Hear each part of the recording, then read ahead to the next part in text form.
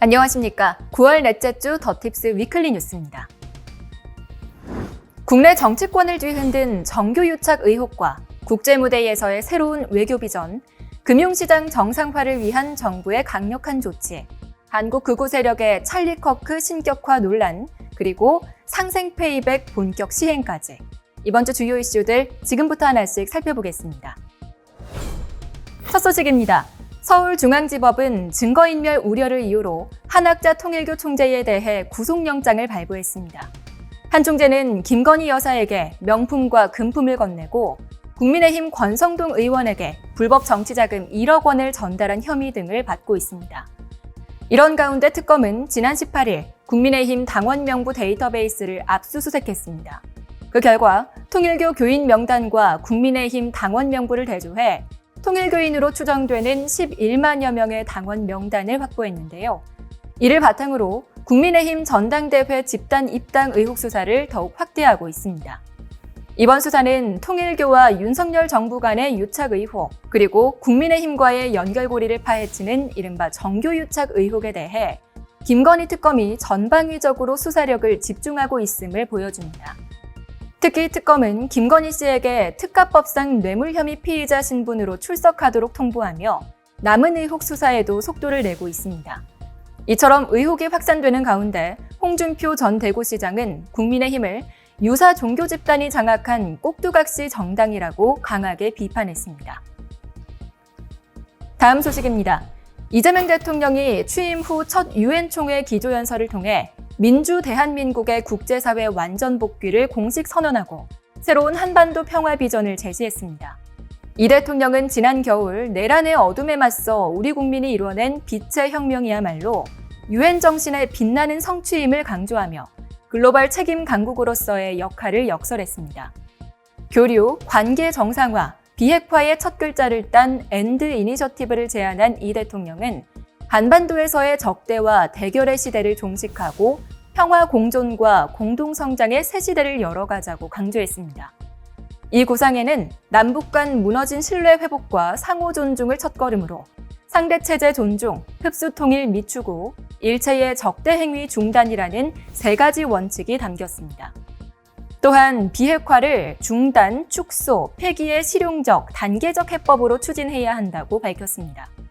아울러 유엔이 표방하는 자유와 인권, 포용과 연대의 가치를 수호하며 인공지능의 책임 있는 이용을 통한 기후위기 등 전지구적 과제 해결에 적극적으로 기여할 뜻을 피력했습니다. 다음 소식입니다.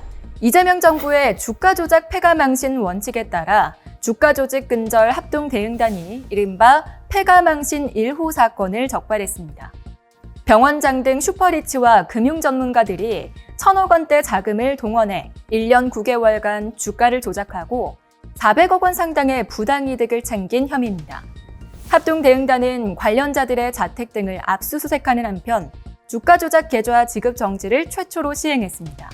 특히 금융당국은 이번 사건에 부당이득의 2배에 달하는 과징금을 부과하고 원스트라이크 아웃 원칙을 적용하기로 했습니다.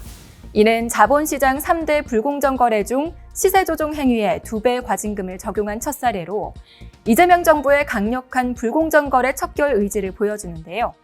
이러한 금융시장 정상화 노력은 시장의 신뢰 회복과 주가지수 상승으로 이어지고 있다는 평가가 나옵니다. 실제로 지난 23일 기준 코스피 지수는 사상 최고치인 3,486.19로 장을 마감하며 연일 고공행진을 이어가고 있습니다. 다음 소식입니다. 도널드 트럼프 미국 대통령이 우파 청년 활동가 찰리 커크 추모식에 참석해 한국 서울에서 군중이 성조기를 흔들며 찰리 커크를 지지했다고 언급했습니다. 이를 계기로 국내 극우 보수 세력의 찰리 커크 신격화 현상이 주목받고 있습니다. 국내 극우 성향 청년단체들은 도심에서 추모 행사를 열고 매주 보수 집회에서도 커크를 기리며 현 정부를 비난하고 트럼프 구원론을 이어가고 있습니다. 자유대학 심재홍 대변인은 옳은 소리를 위해 목숨을 걸어야 함을 깨닫게 한다고 밝혔습니다. 국민의힘 장동혁 대표 역시 추모글을 통해 선거법 위반 혐의로 구속된 소년보 목사를 옹호했는데요. 이로 인해 극우 보수 진영의 정치적 의도에 대해 논란이 커지고 있습니다. 한편 보수단체들은 현중 시위에서도 우리가 찰리 커크다 라고 적힌 깃발을 들고 시위를 벌였습니다. 하지만 커크가 과거 유색인종 및 여성 혐오 발언으로 논란을 빚었던 만큼 한국인들의 추모 움직임을 두고 미국 내 SNS에서는 이해가 안 된다는 등의 비판적인 반응이 잇따르고 있습니다. 마지막 소식입니다. 정부가 위축된 소비 심리를 깨우고 전통시장에 활력을 불어넣기 위해 상생페이백 제도를 지난 15일부터 본격 시행했습니다. 상생페이백은 지난해 월 평균 카드 사용액보다 올해 9월부터 11월까지 월별 카드 소비액이 늘어난 경우 증가한 금액의 20%까지 디지털 온누리 상품권으로 돌려주는 방식인데요. 월 최대 10만 원, 석 달간 최대 30만 원까지 환급받을 수 있습니다. 신청은 오는 11월 30일까지 상생페이백 전용 누리집에서 온라인으로 가능하며 만 19세 이상 국민과 외국인 누구나 참여할 수 있습니다. 지급된 디지털 온누리 상품권은 백화점이나 대형마트에서는 사용할 수 없지만 전국의 전통시장과 상점가 등 온누리 상품권 가맹점이라면 어디서든 사용 가능합니다. 최근에는 일부 학원, 병의원, 음식점 등으로 사용처가 확대됐으니 미리 확인해 두시기 바랍니다. 이번 한 주, 우리 사회에는 그동안 보이지 않던 유착관계가 수면 위로 드러나면서 큰 논란이 일었습니다. 이러한 진통의 시간은 우리 사회가 한 단계 더 성숙해지기 위한 필수적인 과정이겠죠. 잘못된 연결고리를 끊어내고 원칙과 상식이 통하는 사회로 나아가기 위한 우리의 노력은 계속돼야 할 것입니다. 더팁스 위클리 뉴스 마칩니다. 시청해주신 여러분 고맙습니다.